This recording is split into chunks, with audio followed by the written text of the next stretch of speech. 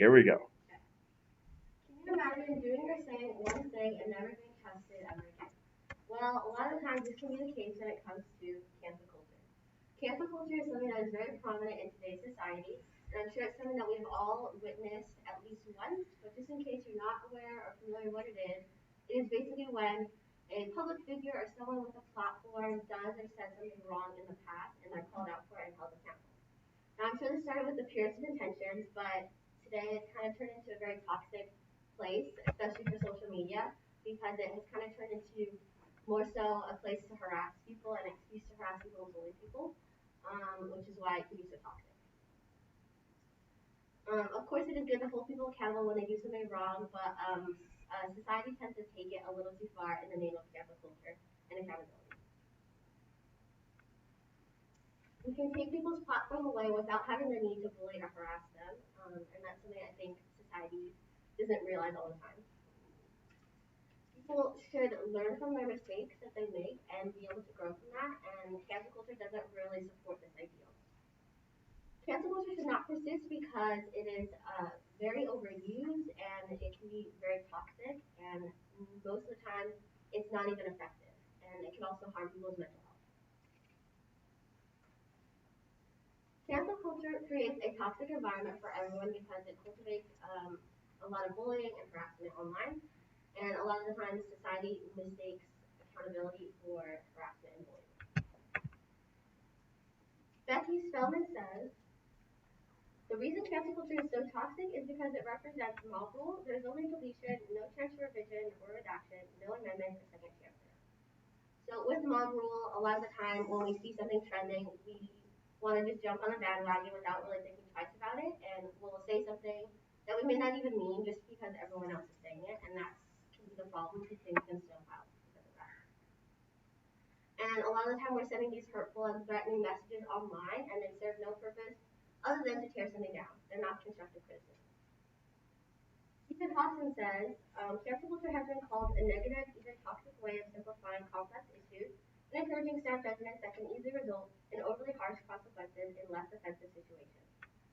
So a lot of the times when we're reading about these situations or these scandals online, we tend to make judgments about them, and we tend to voice their opinion even though we may not know the whole story, and that can be very toxic because we can be falsely accusing someone of something or blowing a situation out of proportion. In addition, cancel culture does not allow for growth. It's implied when you're quote unquote canceled that you made a mistake and you're kind of done for and you can't be trusted again. So it does not really allow for room for growth or learning from your mistakes. The New York Post says, we are quick to cancel and not so quick to forgive or believe people can learn from their mistakes. So a lot of times, as we said, you can make snap judgments on people and voice your opinions when they may not be accurate because you may not have all the information to make an actual informed opinion. In addition, the mental health of everyone is also greatly affected when it comes to cancel culture because obviously it can lead to bullying and harassment, and that can leave you with feelings of isolation.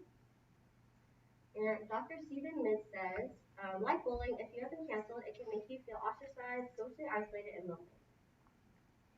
So with cancel culture, obviously it can lead to bullying, and then with bullying, you can be isolated and just in your head a lot and overthink a lot of things and get to a bad state mentally. And then Lindsay Toller says, research shows that loneliness is associated with higher anxiety, depression, and suicide rates. So a lot of the time we're very quick to hit send on a message or, quick to post something. You may not think twice about it, but in reality it can lead to many serious side effects like mental health issues. And when people have larger platforms, there's a lot more anxiety involved because there's more people watching them, more people to voice their opinions, and more people to harass them essentially. Lily Servotin says, one of the biggest mental health risks of online canceling is the pile-on. The fact that within minutes, a person could be verbally attacked by thousands of people. So in this day and age, media is very accessible and it's very quick and easy to just send out a quick message and thousands of people see it. And that's something we may not always grasp, that ideal that it's very easy to send a message and we think it's just no big deal, but in reality it has a big side effect. In addition, cancel culture is also not very effective because of the fact that the intent behind it is to take someone's platform away, when in reality, usually that does not end up happening. Mono says, few entertainers or other public figures have truly been canceled. That is, while they may have faced considerable negative criticism, very few of them have truly experienced career-ending repercussions. So as I said, a lot of the times what ends up happening, the scandal comes out and people face a lot of criticism and backlash because of that. But in the end, they usually end up getting their career back on track, and it's as if nothing ever happened. Maya Grant says, many have argued that cancel culture is not effective because it doesn't last long and it's not taken seriously. So just the word itself, cancel, is very overused in today's society, and people can get canceled over the smallest thing. So it kind of lost all meaning because of that. Now, we talked a lot about how cancel culture can be very toxic. Now we're going to go into ways that we can make social media a little bit of a happier and safer place. So first off, I have this petition. There's a link there too in case you need it. But basically, what this can do is raise awareness for issues like cancel culture and just bullying in general online, because a lot of the times we may not realize the ramifications of our actions. So just something like this is a good way to raise awareness. And then in addition, I have this website as well, and it has a list of all the executives and directors for Twitter, because Twitter is one of the bigger platforms for cancel culture. So I have, if you go to this link there, if you scroll down, there's a button that says contact me, and you can reach out to them and voicing your concerns with bullying and harassment online. And what you can say is, a lot of the times with these apps, social media apps, there are guidelines put in place. So if there's, a very offensive word, that comment will be taken down. But when it comes to DMs or direct messages, a lot of the times these comments go unnoticed, and they just are there, and the account can still, continue to spread these awful messages. So that's something that you can reach out to them and talk to them about. So cancel culture is very toxic because it not only encourages bullying, but it can also lead to feelings of isolation, which can ultimately affect your mental health. And just the fact that it's, social media, obviously all of us are pretty much, I'm sure, on social media, so it's something that is applicable to all of us because it affects all of us, and it's something that we see pretty much on a day-to-day basis. And it's very easy to just send a quick message online and a negative one and have it pile and snowball into something even bigger. So it's very important that we keep in mind what we're saying and we think before we post. And if it's something that we wouldn't say to this person face to face, then maybe we should not be saying it to them online. There are definitely better ways to serve justice than what cancel culture has turned into. So to end off, I want to leave you this quote by the Dalai Lama, and it says, "Be kind whenever possible, it is always possible."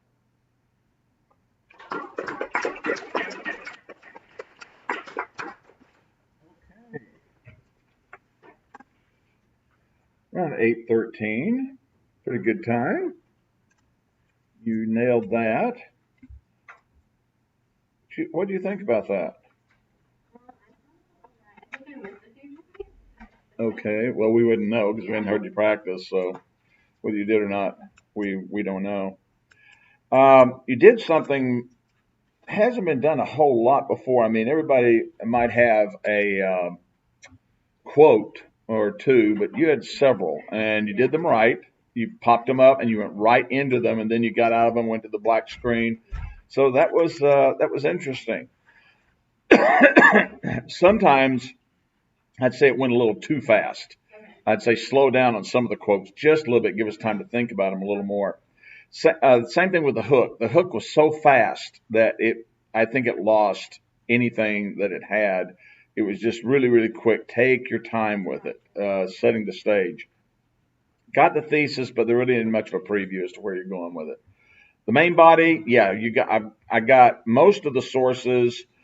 I'm wondering about the third quote. Did you cite the third quote? Yeah.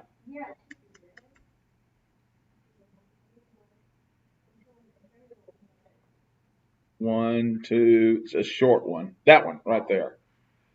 Did you? Because I heard you go into it. I'm not sure you cited it. Did you?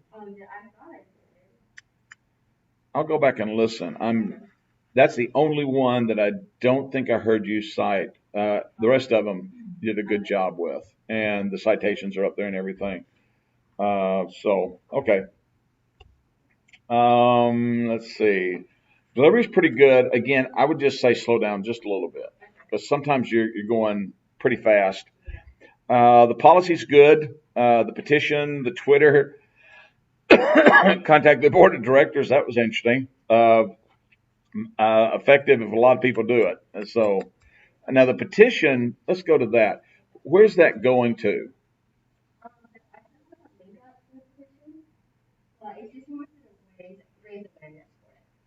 Okay, so they're just raising awareness. Okay, gotcha. All right. Visual aid's pretty good. The cancel culture, that first slide, I think you stayed on it a little too long. I get off it after about 10 seconds. And there's one picture at the end. No, keep going. Keep going. At the end, not the beginning. Yeah, the other way. Yeah, that one. Pixelated just a little bit. Yeah, I'd like a really sharp picture for that one. So if you could redo that one, that'd be the only one. Really good transitional thoughts. Again, good use of your quotes, good black screen. The conclusion, got the transition. I think you kind of sort of restated the major points. The twist was so fast I didn't hardly get it. Again, I'd say slow down just a little bit and let us absorb, the whole thing of what you're saying. So a lot of this is just speed. Just take your time with it. You had really good organization. The quotes were great. Again, just take your time with them a little bit.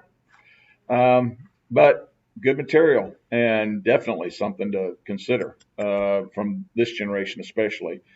Twitter's gotten kind of picky too with who they take off, and yet some people they keep on that are known terrorists, and it's like, what are you guys doing? Come on. So yeah, I'm gonna look up that board of directors, maybe talk to them myself. Anyway, let me see the cards. Very interesting. All right, Helena, you're up.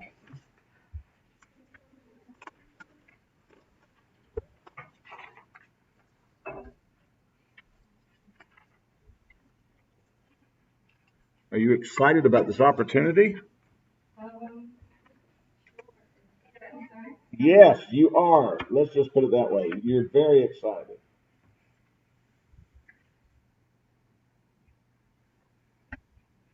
Shoot, one of these days you're going to be doing this every day, 4 classes, so get used to it.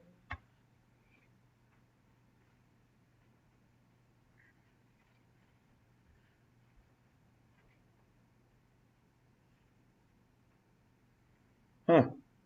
Send it again.